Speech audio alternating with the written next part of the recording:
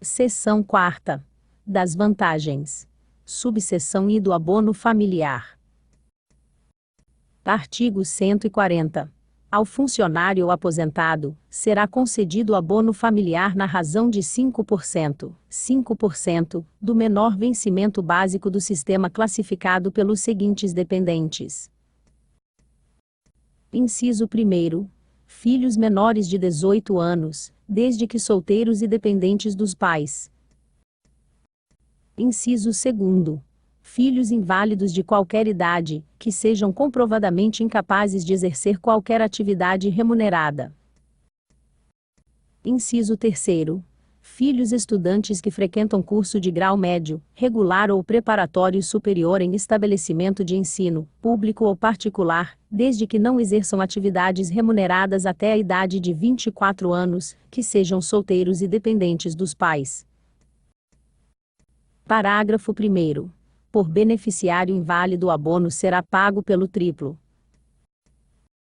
Parágrafo 2º.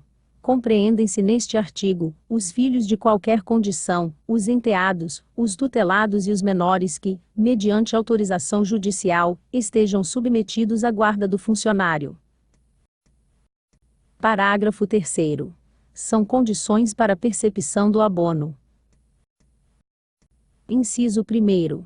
Que as pessoas relacionadas neste artigo efetivamente às expensas do funcionário ou aposentado. Inciso 2º. Que a invalidez de que trata o inciso 2º deste artigo, seja comprovada mediante inspeção médica, pelo órgão competente do município. Parágrafo 4º. No caso de ambos os cônjuges serem funcionários públicos, o direito de um, não exclui o do outro. Parágrafo 5º. Se não viverem em comum, o abono será concedido unicamente ao que tiver os dependentes sob sua guarda, e às suas expensas, ou, se ambos os tiverem, a um e outro, de acordo com a respectiva distribuição. Parágrafo 6º. Quando os filhos do funcionário ou aposentado estiverem mediante autorização judicial, sob a guarda e manutenção de outra pessoa, a ela será pago o abono familiar. Artigo 141. Por cargo exercido em acúmulo, não será devido abono familiar. Artigo 142. A verificação das condições estabelecidas para a percepção do abono terá por base as declarações do funcionário, devidamente comprovadas, ficando este disciplinar e criminalmente responsável pelas falsidades porventura constantes de tais declarações, além de ser obrigado à devolução das quantias ilegalmente recebidas. Parágrafo 19.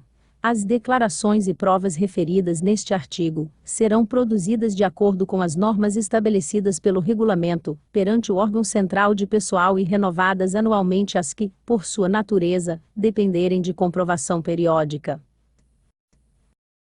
Parágrafo 2º. Qualquer alteração, relativamente aos dependentes, que resulte em redução do abono familiar, deverá ser comunicado ao órgão central de pessoal, dentro do prazo de 15 dias da data em que a alteração tenha ocorrido, sob pena de sanções legais. Artigo 143.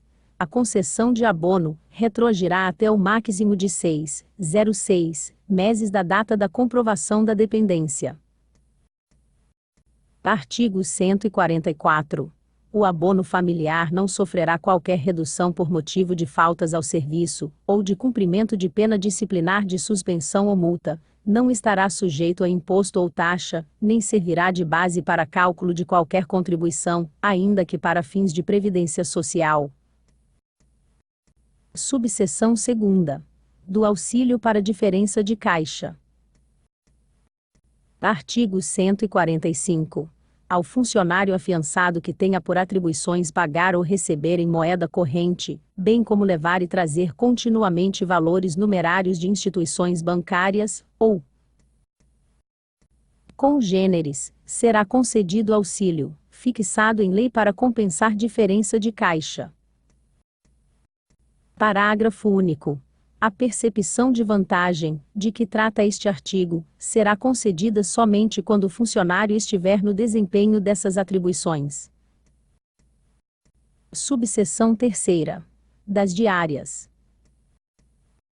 Artigo 146.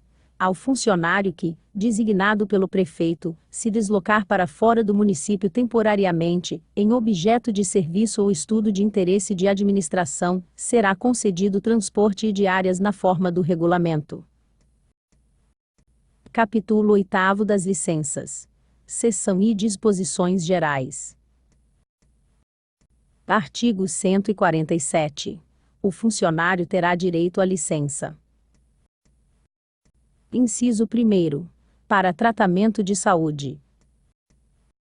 Inciso 2º. Por motivo de doença, em pessoa da família. Inciso 3º. Para repouso à gestante e à puérpera. Inciso 4º. Para concorrer a cargo público eletivo e exercê-lo. Inciso 5º. Para prestação de serviço militar obrigatório. Inciso 6º.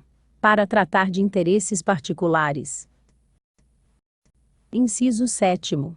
Para acompanhar cônjuge servidor público. Inciso 8º. Em caráter especial, como prêmio. Parágrafo único. Ao funcionário em comissão só será concedida licença. Inciso 1º. Para tratamento de saúde, desde que haja sido submetido à inspeção médica para ingresso e julgado apartamento. Inciso 2º. Nos casos dos incisos 2º e 4º. Artigo 148. A concessão de licenças poderá ser delegada a outra autoridade por ato expresso do prefeito. Artigo 149.